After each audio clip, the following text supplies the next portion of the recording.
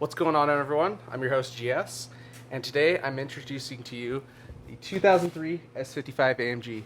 Used to own it several years back, but you know what? It's made its way back into a stable, and now it's going to be an addition to the channel. We're going to take it out for a little drive, talk through some of the goods and bads of the car, and hope you enjoyed the video. So to start, I had gotten rid of the car several years ago to a family member, just because I was kind of taking a little bit of a break from cars. I was doing a lot of house renovations, so it just didn't really make sense to have. However, what happened is that we now only have one family car. We only have the Tesla, and so we didn't really have a backup car if we had to go take it in for maintenance or whatnot, because it seemed like we had a lot of recall issues on the Model X. So we really needed a second car, so it really made sense. I wanted to go and get another 4-seat again, but you know, with COVID and everything, prices are crazy, and it just so happened to be that family member wanted to go and sell the car, so then it came back to us. But getting into it, kind of what makes this car great. One, I dig the styling. I think it's just, I love the sleeper style of it. It's, like I say, it looks good. It's aged really well, even though the thing's, you know, still 20 years old. Two, performance per dollar. So this is it's a 5.4 liter supercharged. Kind of think of it as a Ford 3 valve. It's just that it costs like 5 times as much to work on. But you know, it still has 500 horsepower. It's not the fastest thing out there these days, but you know, it gets the job done.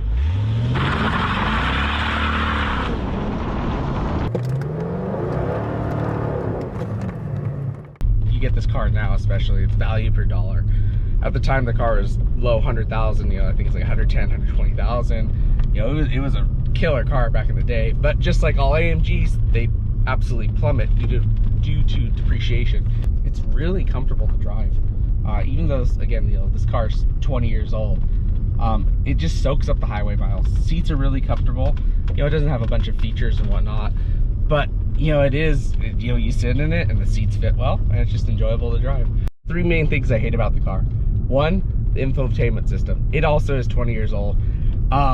I can't even show you because I don't even know where I have the CD, because you need a CD to be able to show on the map. But pretty much all it shows you is major highways.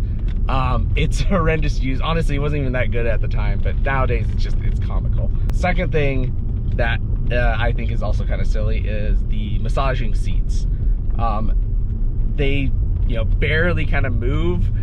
Everyone talks about like, oh, you can get this car, you can get massaging seats. You know, it doesn't really massage. It just kind of squeezes you a little. If you happen to have a cat, your cat will probably be able to give you a better back massage.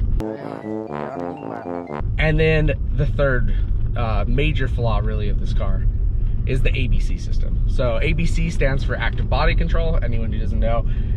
And what it means is it has this really complex hydraulic system, which is cool because it can have sway bars and it can automatically adjust, you know, dampening and whatnot. So, you know, you can get relatively good handling while still being super comfy driving.